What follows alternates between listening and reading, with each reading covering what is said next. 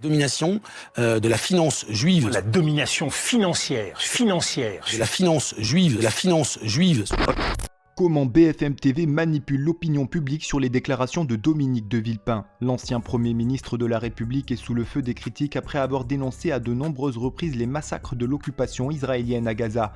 Dominique de Villepin avait notamment dénoncé sur Quotidien la pression du monde de la finance sur les personnalités influentes afin qu'ils ne donnent pas leur avis sur les crimes de l'occupation israélienne à Gaza. Des déclarations qui ne semblent pas avoir plu à la chaîne controversée BFM TV, détenue par le milliardaire franco-israélien Patrick Drahi.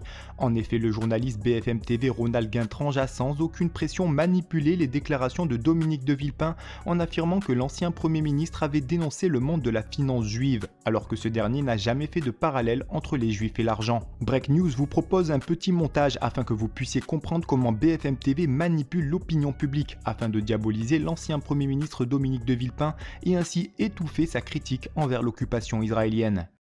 Au départ, il parle des États-Unis et il dénonce la domination de la finance juive sur les sociétés occidentales. Tu sais que tu mens, mais tu sais que tu mens.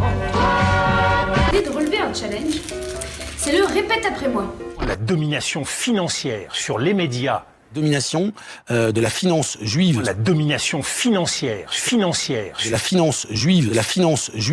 Je crains que ce soit malheureusement assez simple. Ce qui veut dire, c'est qu'ils considèrent visiblement que les Juifs, et notamment aux États-Unis, tiendraient la finance.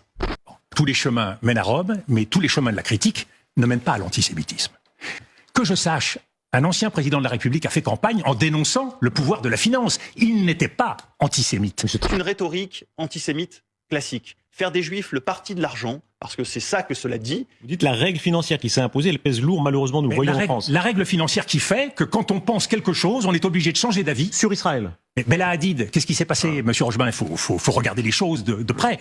Le diable est dans les détails. Qui a toujours considéré, au fond, qu'on pouvait associer les Juifs à l'argent, les Juifs au pouvoir. Nous avons vécu des drames dans notre pays. Chacun se souvient de ce qu'a vécu, le calvaire qu'a vécu Ilan Halimi. Tout le monde se souvient du drame vécu par Sarah Halimi. Tout le monde se souvient de ce qu'a vécu Mireille Knoll. Le lien d'équivalence entre argent et communauté juive, il a été dénoncé très fortement par les mêmes qui aujourd'hui parfois me reprochent ce que j'ai pu dire.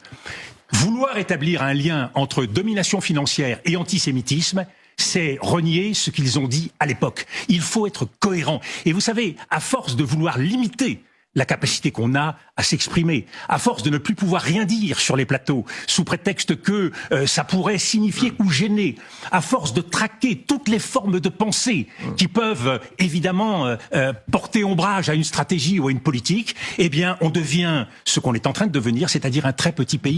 Comprennent qu'il y a une rhétorique antisémite dans ce qu'il a prononcé et que, le cas échéant, il s'excuse. Je doute qu'il le fasse. Moi, dans le fond, et toutes ces questions que vous me posez, quel est le but ? Quel est le but derrière vous et derrière ceux qui préparent ce genre de questionnement? C'est de faire en sorte que je me taise. Non, on parle d'un... Pardon d'exprimer du raccourci, un petit arabe en banlieue. Pardon. Un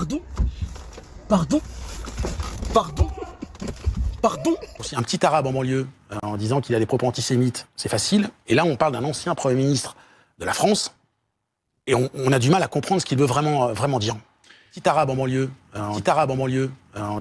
Et vous pensez-vous, comme Dominique de Villepin, qu'il n'est plus possible de critiquer Israël sans être taxé automatiquement d'antisémite? Donnez-nous votre avis en commentaire. En attendant, rejoignez-nous, soutenez l'information Break News.